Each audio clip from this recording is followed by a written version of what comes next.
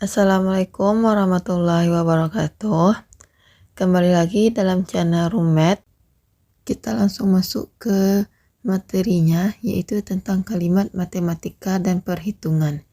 Sebelum masuk ke contoh soal, kita harus tahu dulu kalimat matematika itu apa. Kalimat matematika adalah sebuah permasalahan matematika yang terurai dalam bentuk soal cerita, kita buatkan ke dalam bentuk matematikanya. Mengapa soal cerita yang terurai dalam kalimat yang lumayan panjang kita buatkan ke dalam bentuk matematika?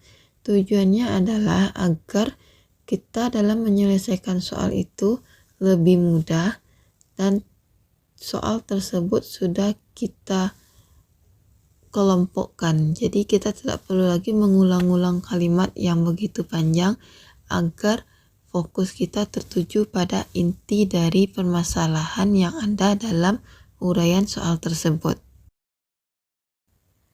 Pada cuplikan halaman buku yang ditampilkan ini, terdapat sebuah soal cerita, yaitu Farida mempunyai uang Rp50.000. Ia membeli buku tulis seharga Rp12.000 di toko alat tulis dan membeli baterai seharga Rp36.000 di toko alat elektronik. Berapa banyak uang Farida yang tersisa? Nah, untuk menyelesaikan soal ini, ditampilkan terdapat dua solusi. Yang pertama, ide dari Farida, dan yang kedua, ide dari Ibu Farida. Masing-masing ide ini akan menemukan hasil yang sama, namun butuh sedikit jalan atau penyelesaian yang berbeda.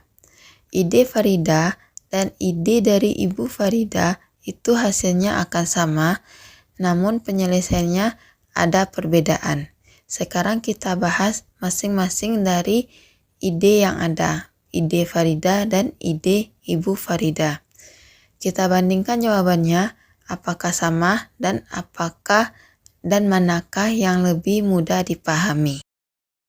Farida mengatakan, dapatkah aku membeli keduanya? Pertama-tama, berapa uang yang tersisa kalau aku membeli buku tulis?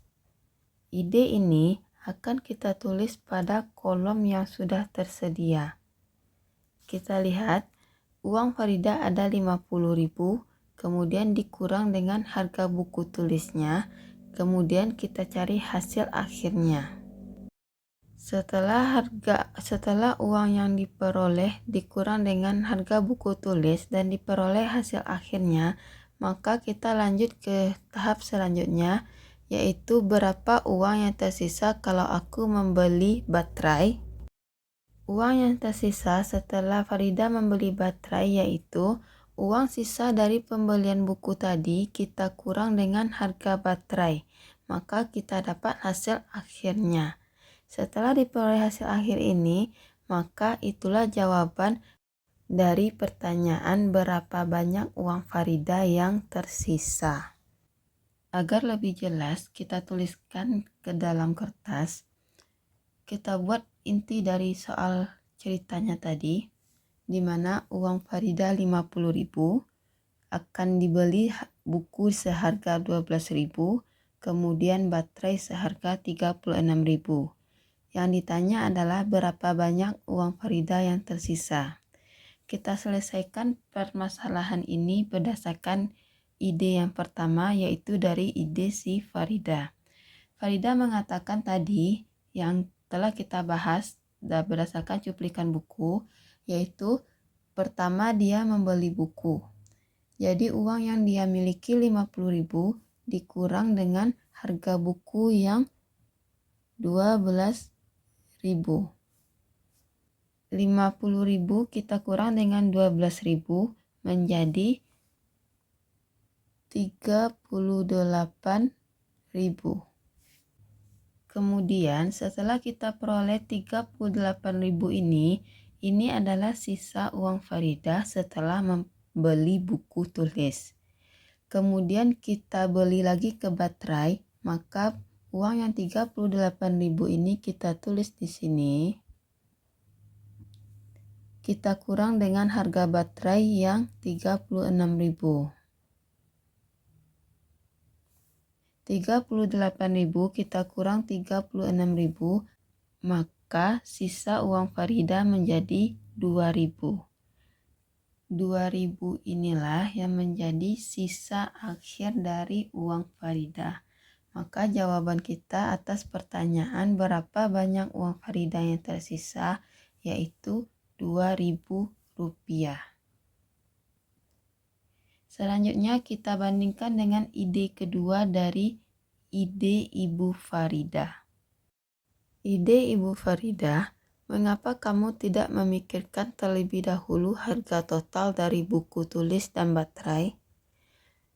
Jadi, perbedaannya, jika tadi si Farida dari uang yang dimilikinya, dia selesaikan satu-satu. Pertama, dia selesaikan dengan harga buku, kemudian dia selesaikan dengan harga baterai. Sedangkan ide dari Ibu Farida yaitu dijumlahkan terlebih dahulu harga buku dan harga baterai.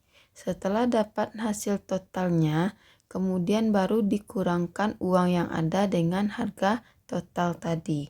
Maka sisanya atau hasilnya itulah yang menjadi sisa uang Farida. Kedua cara ini akan memiliki hasil yang sama, namun penyelesaian yang berbeda atau proses penyelesaian yang berbeda. Untuk lebih jelas, kita langsung praktekkan ke buku tulis masing-masing.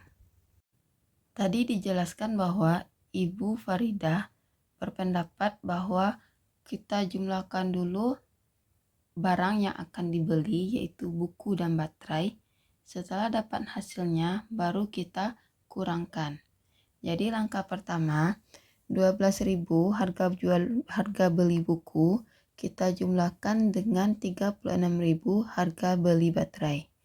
12.000 ditambah 36.000 itu menjadi 48.000. Setelah diketahui harga total pembelian kedua barang, baru setelahnya Ibu Farida mengatakan uang yang diperoleh Farida tadi atau uang yang dimiliki Farida tadi sebesar 50.000 kita kurangkan dengan harga total pembelian barang tadi. 50.000 dikurang 48.000 maka sisanya 2.000. Jadi berapa banyak uang Farida yang tersisa itu hasil akhirnya adalah 2.000. Kita bandingkan dengan ide Farida tadi, di mana kita juga memperoleh hasil akhir atau sisa akhir dari uangnya yaitu 2.000, dan ide dari Ibu Farida hasil akhir dari sisa uang Farida yaitu juga 2.000. Ini yang dibilang tadi bahwa antara ide Farida dengan ide Ibu Farida itu memiliki sedikit perbedaan dalam proses penyelesaian, namun hasil akhir yang sama. Kita lanjut ke nomor 3 dan nomor 4. Di nomor 3, kita disuruh menuliskan ide Farida dalam bentuk kalimat matematika.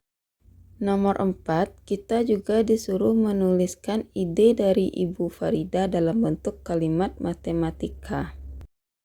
Pertanyaannya, apakah nomor 1 dan nomor 2 yang kita tulis tadi belum masuk ke dalam kategori kalimat matematika? Jawabannya sudah. Yang kita lakukan pada tahap 1 dan 2 tadi atau nomor 1 dan 2 tadi itu sudah merupakan bentuk kalimat matematika. Hanya saja yang kita lakukan tadi itu masih terpisah-pisah. Ide Farida masih kita buat dalam 2 kelompok dan ide Ibu Farida juga kita buat dalam 2 kelompok. Namun pada soal 3 dan 4 ini yang dimintanya adalah ide Farida yang dalam 2 kelompok tadi kita satukan menjadi 1, kemudian ide Ibu Farida yang 2 kelompok tadi juga kita satukan menjadi 1. Untuk lebih jelasnya, kita langsung praktekkan ke buku tulis masing-masing. Sekarang kita satukan bentuk matematika dari ide Farida yang sudah kita bahas sebelumnya tadi. Uang Farida yang dimiliki yaitu 50.000, sedangkan Farida menyelesaikan soalnya tadi dengan cara mengurangkan satu-satu dari masing-masing harga barang yang dibeli. Harga barang pertama atau barang pertama yang dibeli yaitu buku tulis seharga Rp12.000. Jadi di kotak pertama setelah uang yang dimiliki Farida yaitu kita letakkan harga buku tulis Rp12.000. Kemudian setelah dikurang dengan harga buku tulis, barulah Farida tadi mengurangkan lagi dengan harga baterai yang akan dibelinya. Harga baterai yaitu sebesar Rp36.000. Jadi bentuk matematika dari penyelesaian yang dikemukakan Farida atau ide Farida tadi adalah 50.000 dikurang 12.000 dikurang 36.000 sehingga hasil akhirnya menjadi 2.000. Kita lanjut ke bentuk matematika dari ide Ibu Farida. Tadi si ibu menginginkan Farida untuk menjumlahkan harga barang yang dibelinya terlebih dahulu, yaitu kita jumlahkan terlebih dahulu harga buku dan juga harga baterai. Karena kita akan menjumlahkan harga buku dan harga baterai terlebih dahulu, maka kita tuliskan jumlah uang yang dimiliki Farida, kemudian kita kasih tanda kurang, dan kita batasi dengan tanda kurung. Guna atau fungsi dari kurung ini adalah agar kita dapat menyelesaikan angka yang berada di dalam kurung terlebih dahulu. Yang ingin kita selesaikan terlebih dahulu tadi adalah penjumlahan dari harga barang, maka harga barangnya kita tuliskan di sini. 12.000 untuk harga buku dan 36.000 untuk harga baterai. 12.000 ditambah 36.000, kemudian kita tutup lagi dengan tanda kurung. Jika bertemu bentuk matematika seperti ini, maka yang perlu kita kerjakan terlebih dahulu adalah yang berada di dalam kurung. Sesuai dengan ide dari ibu tadi yang mengatakan bahwa jumlahkan harga barangnya terlebih dahulu. Maka jumlah dari 12 ditambah 36 yaitu kita peroleh 48.000.